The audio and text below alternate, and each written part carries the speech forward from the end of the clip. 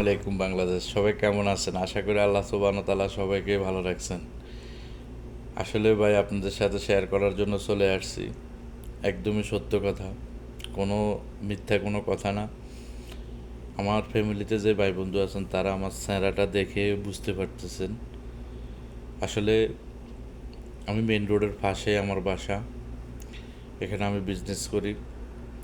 কালকে রাত্রে দোকানদারের পরে আমি বাসায় গেছি ঘুমানোর জন্য।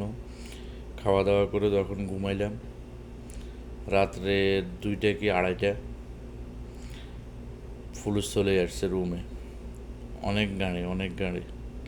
তো আমাদের ওখানে 14টা রুম, দোতলাত 14টা রুম, সবাই দরজাগুলোই ভাঙি ফেলেছে।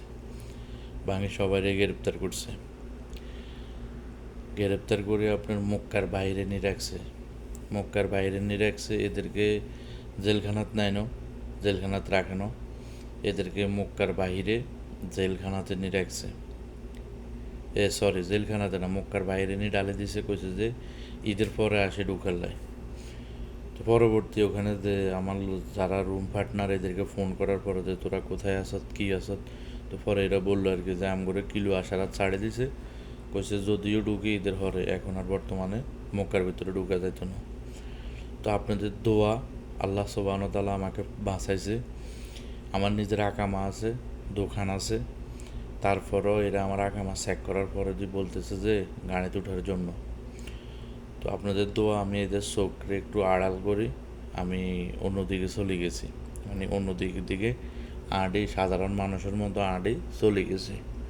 যাওয়ার পরে একটা উপরে উপরে পাহাড়ের উপরের দিকে আমি চলে গেছি।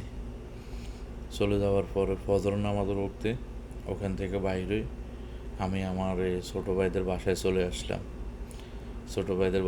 আসলাম। তা এখনও আমার কণ্ঠটা কিন্তু অনেক ছোট কণ্ঠ আসতেছে। সত্যি আপনাদের দোয়া ভালোবাসা আমি পাচ্ছি। তো সবাই দোয়া করবেন ভাই। সত্যি অনেক রিক্স, অনেক অনেক রিক্সে আছি, যেটা সত্য কথা। অনেক রিক্সে আছি।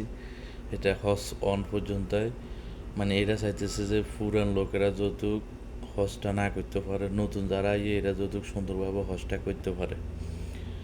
সত্যি অনেক টেনশনে আছি, প্রচুর টেনশনে আছি। আজকে সারাদিন রুমবন্দি আছি।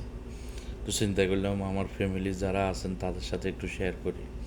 সবাই দোয়া করবেন ভাই, সবাই দোয়া করবেন, এটাই আপনাদের কাছে চাই। সবাই দোয়া করবেন আমাদের জন্য। প্রবাসে আমরা যারা আছি সবার জন্য দোয়া করবেন। সত্যি অনেক টেনশনে আছি, প্রচুর টেনশনে আছি। সবাই ভালো থাকবেন। আসসালামু আলাইকুম।